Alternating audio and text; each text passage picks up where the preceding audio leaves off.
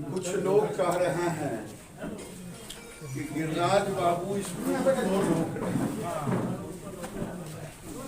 वहां से ये बात आई, मैं नहीं जानता, लेकिन गिरिराज के लिए, गिरिराज के बगैर ये पुल होगा क्या? और बिना तकनीकी प्रक्रिया का पुल टेंडर होगा क्या?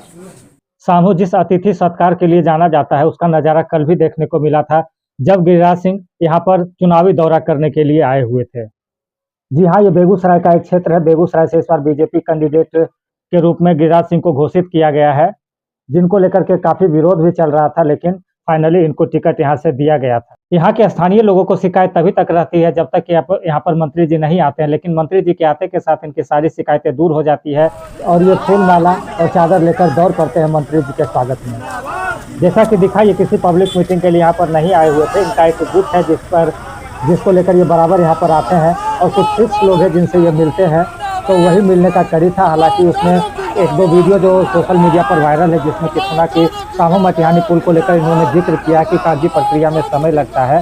हालांकि सवाल करने वाले भी ऐसे ही लोग थे और जवाब देने वाले भी ऐसे ही लोग हैं। सवाल करने वाले से मतलब यह है कि सवाल सिर्फ इसलिए किया गया ताकि ये पुल भविष्य में जब भी बनेगा तो उसका जो क्रेडिट लेने का होड़ होगा उसमें ये लोग शामिल हो सके, बस इसी मकसद से सवाल किया गया था। नहीं तो सवाल अगर किया गया था तो जो जवाब इन्होंने दिया था तो उनसे इतना तो पूछा जा सकता था कि 5 साल का समय बहुत होता है शिलान्यास की प्रक्रिया तक पहुंचने के लिए, जो कि नहीं पहुंच पाया। यानी कहीं ना कहीं ये फेल रहे हैं। इसमें भी अगर योगदान की बात की जाए तो राकेश सिन्हा जी का योगदान अहम रहा है। उन्हीं को लेकर ये जितना भी प्रक्रिया आगे बढ़ पाया है वो बढ़ पाया है। तो यहाँ सिर्फ सवाल के जरिए यहाँ के लोगों की उपस्थिति दर्ज करवाने वाले जो मालावीर लोग थे वो लोग यहाँ पर पहुँचे हुए थे और उन्होंने बस एक छोटा सा सवाल करके इनको जाने दिया।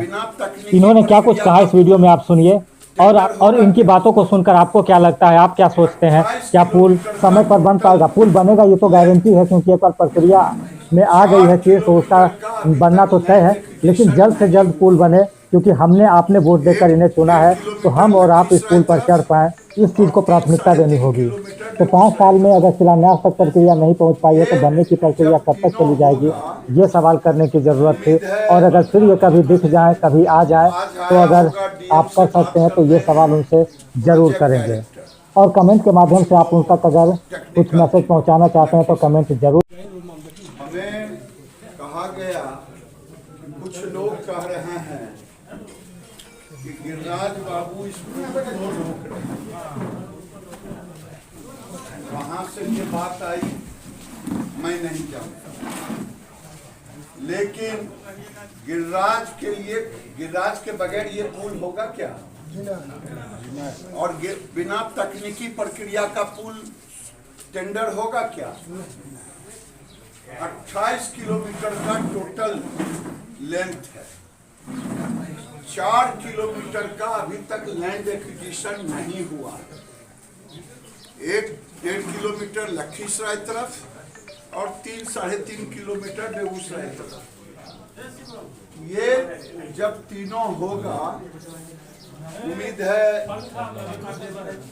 आज आया होगा डीएम से बात करने प्रोजेक्ट डायरेक्टर, कुछ वो टेक्निकल चीज़ों, लखीसराय। बेगूसराय में काम तेजी से चल रहा है। बेगूसराय उम्मीद है कि 10-20 दिन में ये सारी प्रक्रिया लैंड एक्विजिशन की हो जाए। उसके बाद लैंड एक्विजिशन के बाद भी 3D को चीज होता है। हाँ, 3D में चल रहा है।